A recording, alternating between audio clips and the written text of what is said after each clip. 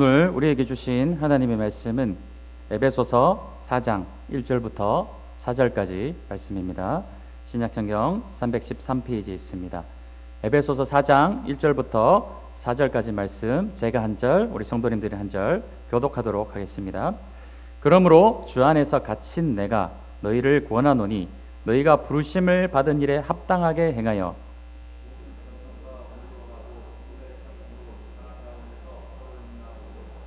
평안에 매는 줄로 성령이 하나 되게 하신 것을 힘써 지키라.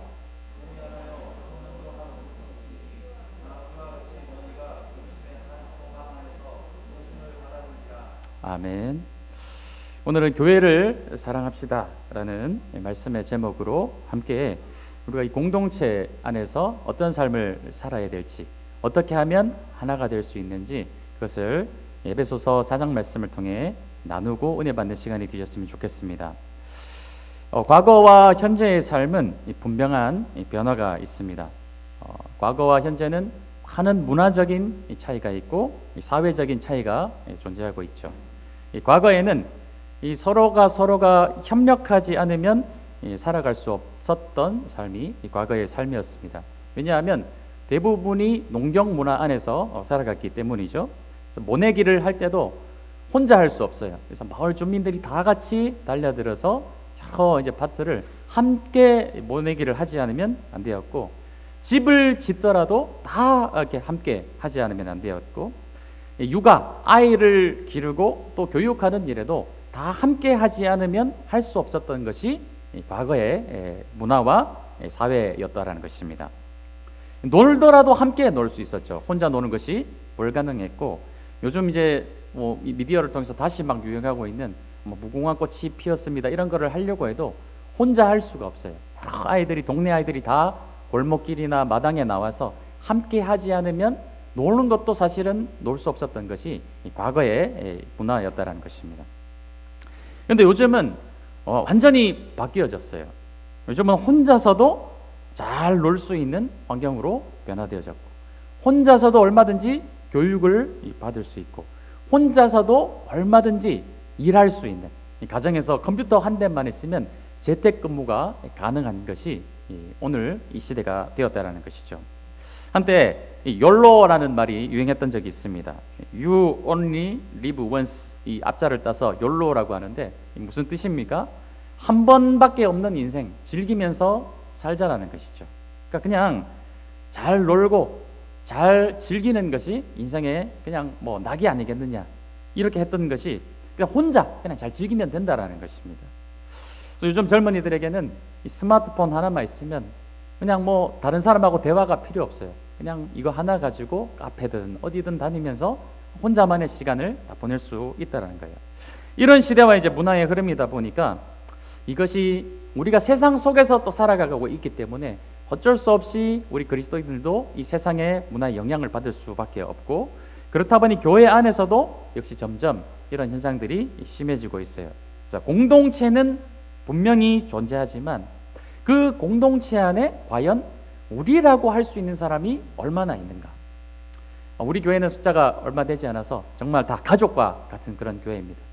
조금 덩치가 큰 그런 교회들 안을 이렇게 들여다보면은 분명히 큰 덩치의 공동체가 있기는 있는데 그 안에 들어가 있는 개개인들이 과연 나와 함께 우리라고 부를 수 있는 사람이 과연 몇 명이나 되는가?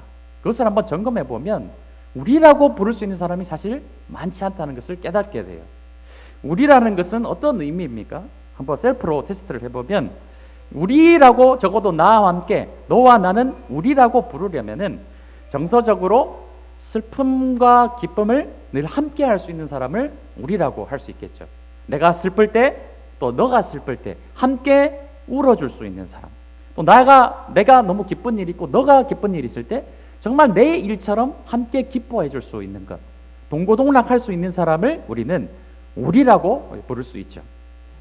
또 항상 우리에서 굉장히 중요한 것이 있어요.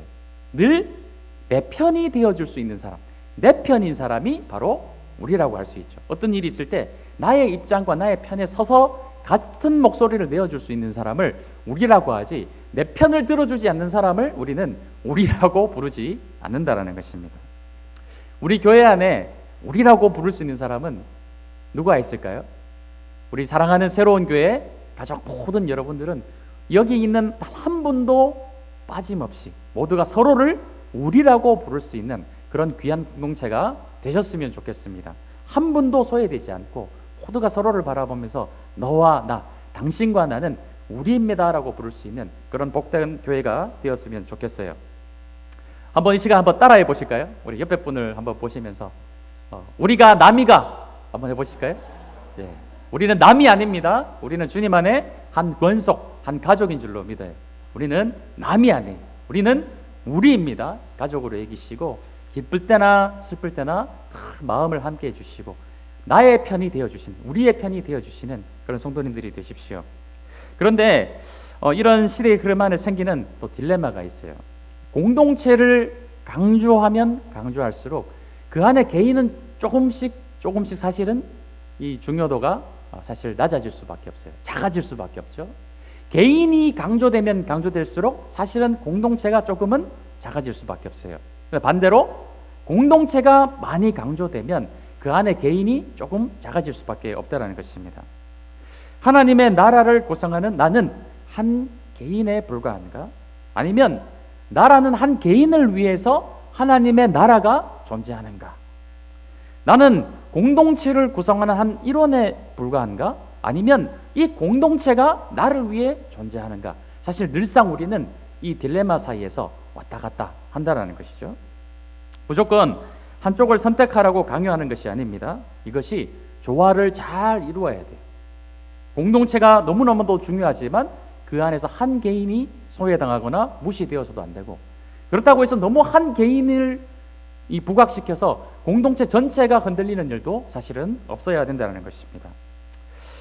무조건 공동체를 위해 희생하라는 것도 사실은 잘못된 일이죠. 예를 들어서 교회를 좀 예를 한번 들어본다면 교회를 이제 옮길 수 있는 그런 요건들이 있어요. 대표적인 것이 제가 이제 울산 지역에서 청년들을 사역을 할 때 취업 때문에 어쩔 수 없이 이제 저 경상북도 쪽으로 올라간다든지 경기도 쪽으로 가는 그런 청년들이 있었습니다. 근데 우리 공동체가 너무너무 중요하기 때문에 대학교를 타 지역으로 가더라도 무조건 너는 주말마다 이 공동체로 내려와야 돼. 직장이 아무리 멀리 있어서 거기서 이사를 해서 살더라도 주말이 되면은 주일 예배를 이 공동체를 위해서 너는 무조건 일주일에 한 번 울산으로 내려와야 돼.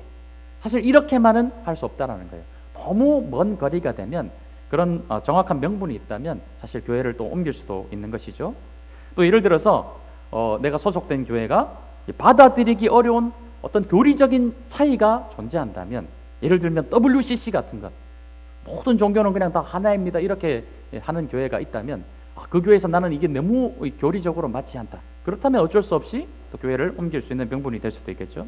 그리고 또 명확히 이 교회 안에 어떤 불의가 드러난다면 그것이 나의 도덕적이고 윤리적인 기준에 도저히 이게 마음에 부딪혀서 이 어려움이 있다면 그럴 때는 어쩔 수 없이 또 공동체를 옮길 수도 있는 것입니다.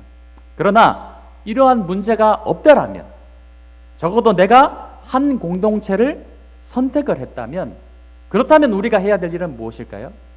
웬만한 일들에 대해서는 우리가 그 공동체가 좀 부족하고 연약하더라도 우리가 이 공동체를 힘써 지켜야 되는 것이 바로 우리의 의무라는 것이죠.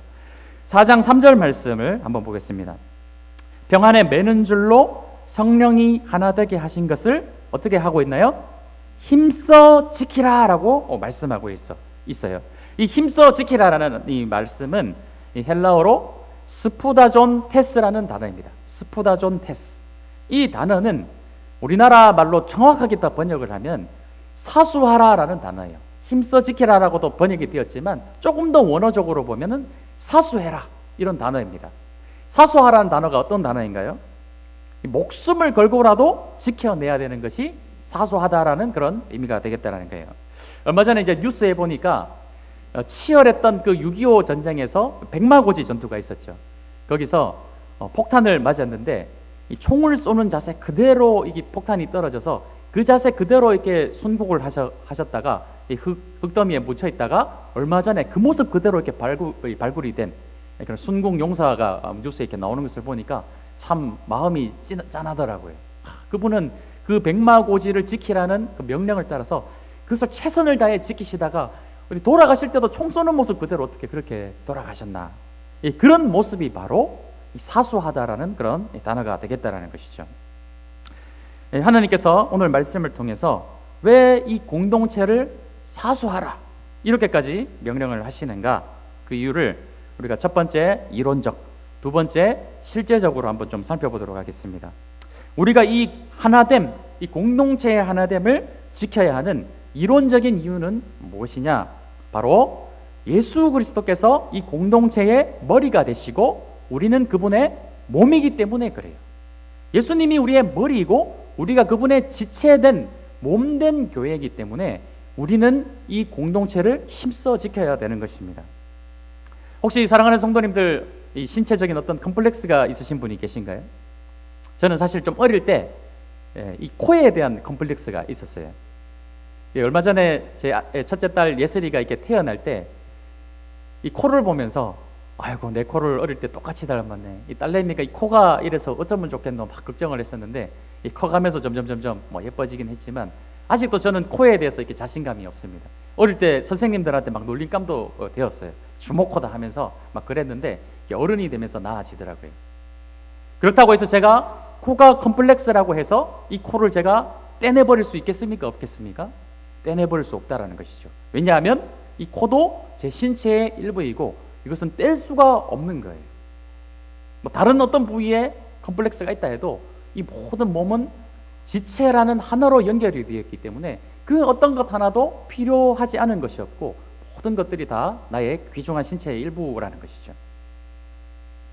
예수님은 로마서 6장 말씀에도 바울이 그렇게 표현을 하고 있지만 예수님도 이렇게 말씀하고 있는 것이 너희는 하나됨을 지키라라고 말씀하고 있어요. 연합됨을 말씀하고 있습니다. 우리는 한 몸이라고 말씀을 하고 있어요. 세례를 받은 자, 그리스도와 하나됨, 연합된 자는 주님 안에 우리는 한 몸임을 성경은 전체를 통해서 우리에게 가르쳐주고 있습니다. 지금 각각 성도님들 따로 떨어져 앉아 있으시지만 우리가 예수 그리스도의 이름으로 이 자리에 모였다면 우리는 지금 주님 안에서 한 몸을 이룬 한 지체인 줄로 믿어요. 그러니까 우리는 죽어도 같이 죽어야 되고 살아도 같이 살아야 되는 하나라는 것을 우리에게 말씀하고 있다는 것입니다. 우리는 남이 아니에요.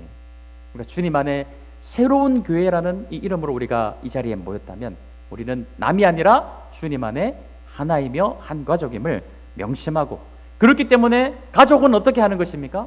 우리는 어떻게 하는 것입니까? 언제든 필요 없으면 내치는 것이 아니라 목숨을 걸고라도 지켜내는 것이 가족이고 우리가 아니겠습니까?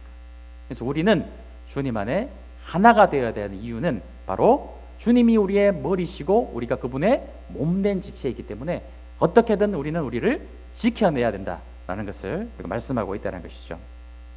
또 하나됨을 지켜야 되는 실질적인 이유가 있어요.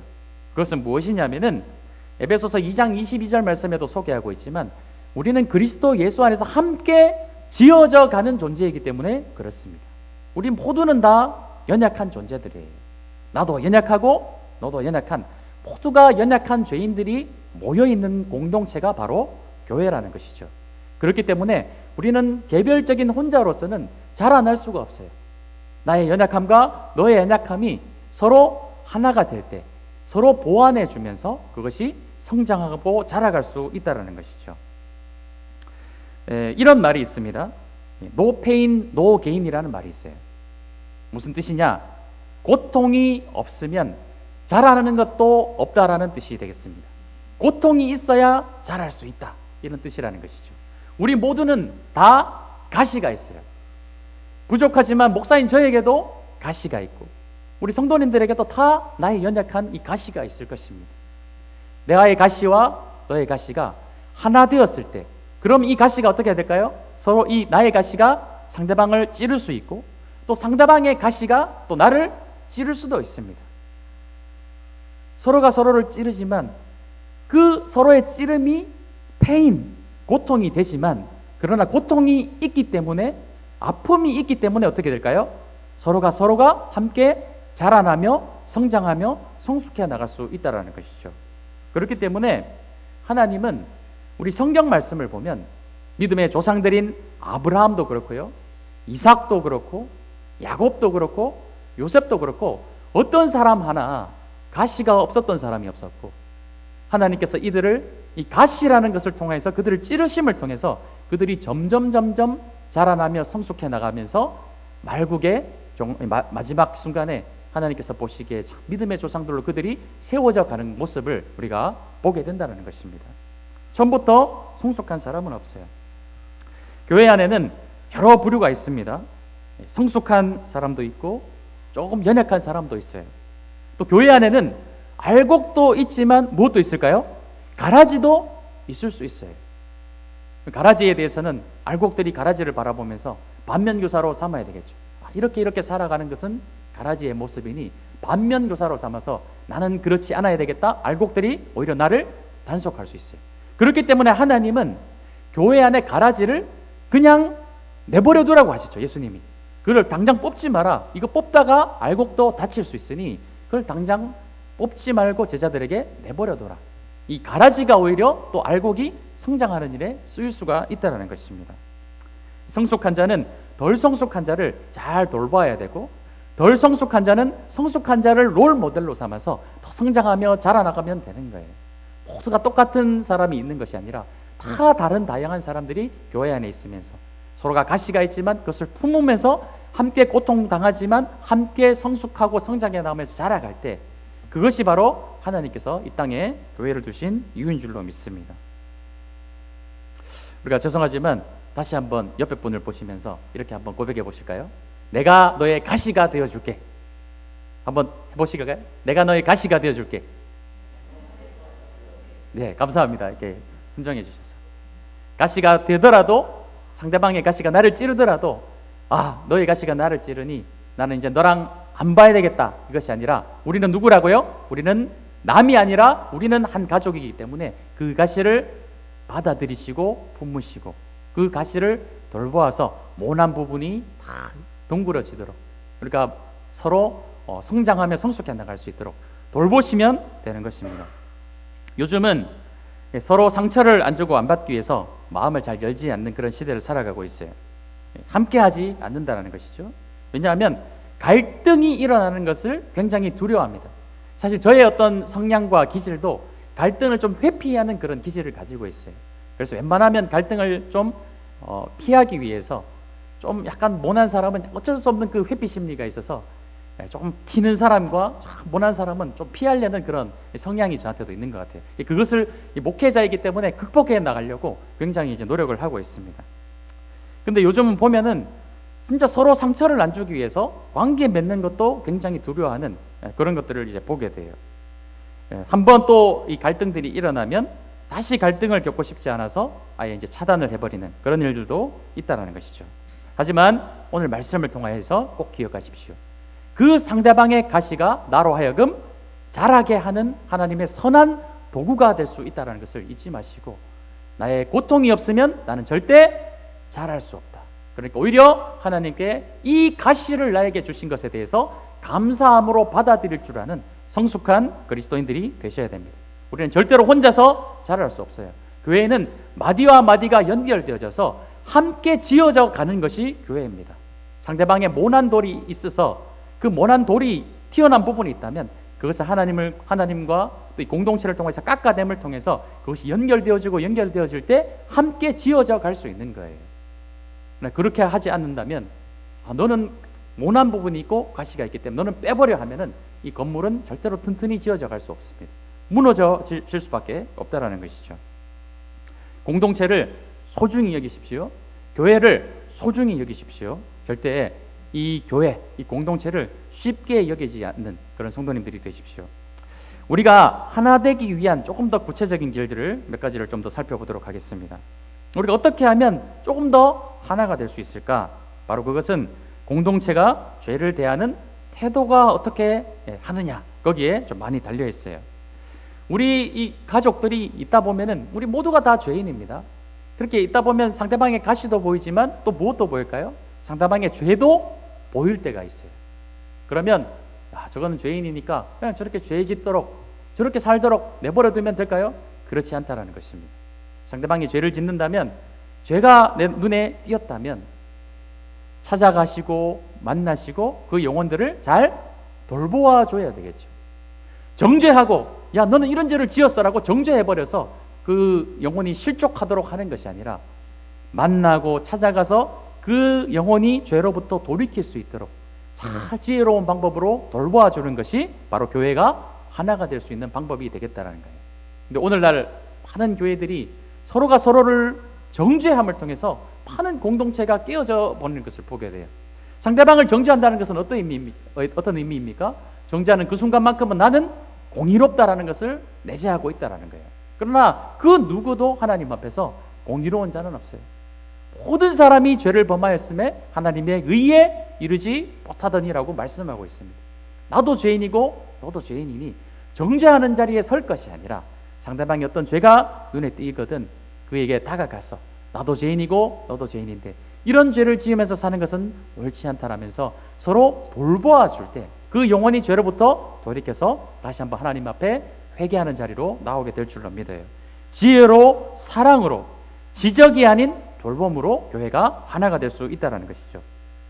또 교회가 하나 될 수 있는 구체적인 길은 이 가난한 자를 대하는 태도에 있습니다. 이 교회가 물론 사회적인 모든 문제를 다 책임질 수는 없어요. 그러나 로마서 12장 13절 말씀에 이런 말씀이 있습니다. 성도들의 쓸 것을 공급하며 손대접하기를 힘쓰라, 이런 말씀이 있어요.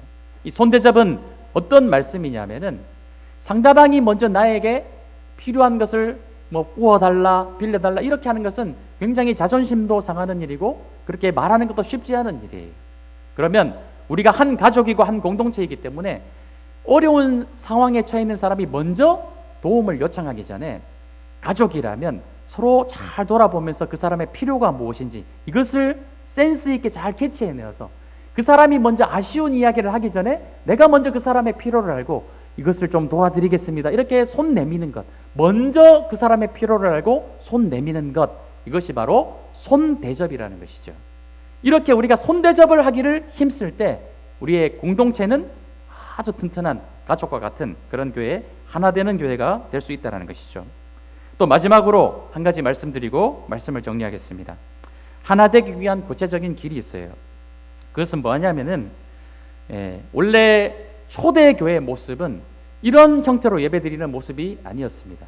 지금 제가 강단에 서서 성도님들을 바라보고 성도님들이 모두 저를 바라보는 그 구조로 되어 있는, 그러니까 청중과 이 스피커가 이렇게 마주 보는 구조를 바실리카 구조라고 합니다. 마주 보는 구조. 그러나 원래 초대교회는 이러한 교회의 형태가 아니었어요. 모두가 서로가 서로를 바라볼 수 있는 원형으로 이렇게 둥그렇게 앉아서, 혹은 사각 테이블을 중심으로 둥그렇게 앉아가지고 둘러 앉아서 서로가 서로를 마주 볼 수 있는 구조가 원래 초대교회의 예배였다는 것이죠. 그러면 이질감이 없겠죠. 말하는 사람이나 듣는 사람이라 모두가 하나하다, 동등한 위치에서 서로를 바라볼 수 있기 때문에 그런 이질감이 없는 그런 예배였다는 것이죠. 현대교회는 덩치가 굉장히 커졌습니다. 점점 성도가 많아지다 보니까 원형으로 앉을 수가 없어요. 그러다 보니까 예배의 형태가 변해져서 지금 이러한 예배의 형태로 바뀌어졌다는 것이죠. 그렇기 때문에 이런 구조를 해결할 수 있는 것이 한 가지가 있어요. 그것이 무엇이냐면은, 예배는 이러한 형태로 주님 앞에 드리더라도 소그룹을 통하여서 소그룹을 여러 소그룹을 만드는 것이죠. 만들어서 그 소그룹이 또 하나의 교회 안에서 작은 교회의 역할을 감당하도록 하면은 그것이 이런 마주보는 구조에서 오는 어려움들을 해결할 수 있는 좋은 방법이 된다는 것이죠. 저도 굉장히 앞으로 우리 새로운 교회를 어떻게 목회를 할까 고민을 많이 하고 있습니다. 근데 아무리 생각을 하여도 우리 교회는 말씀으로 하나 되는 교회가 아니면 답이 없겠다라는 결론을 늘 가지게 돼요. 그럼 말씀으로 일어서는 교회가 되려면 제가 앞에서 강단에서 열심히 저를 바라보고 계시는 성도님들에게 열심히 말씀을 전하는 것도 중요하지만 그보다도 더 중요한 것이 있어요. 들은 말씀을 가지고 이 말씀을 내가 어떻게 나에게 적용하고 결단하고 살아갈 것인가. 그리고 한 주가 지났을 때 지난주에 결심하고 결단했던 그 삶대로 그 말씀에 순종한 대로 이 한 주간을 어떻게 보냈으며, 그렇게 한 주간을 보내다 보니 이러한 어려움이 있고 또 이런 것들이 잘 안 되더라, 이런 것들을 서로 나눔을 통해서 그 안에 하나님의 은혜가 더, 말씀의 은혜가 깊어져 가고 넓어져 갈 수 있다라는 거예요. 이렇게 마주보는 구조로 듣기만 해서는 사실 한 주 동안에 그것을 생각하기도 어렵고 그냥 확 지나가 버린다는 것입니다. 그래서 우리가 앞으로 코로나 상황이 좀 완화가 되고 오후 예배 시간을 좀 가질 수 있다면 함께 열심히 뜨겁게 찬양하고 기도하고, 또 우리가 많지 않은 숫자이지만 정말 소그룹을 알차게 잘 이렇게 만들어서 그 안에서 한 주간의 삶이 어땠는지, 말씀으로 살아내는 것이 세상 속에서 얼마나 어려운 일인지, 이런 것들을 잘 나누어 갈 때 이 공동체가 정말 튼튼하게 하나 되는 공동체로 자라나게 될 줄로 믿어요.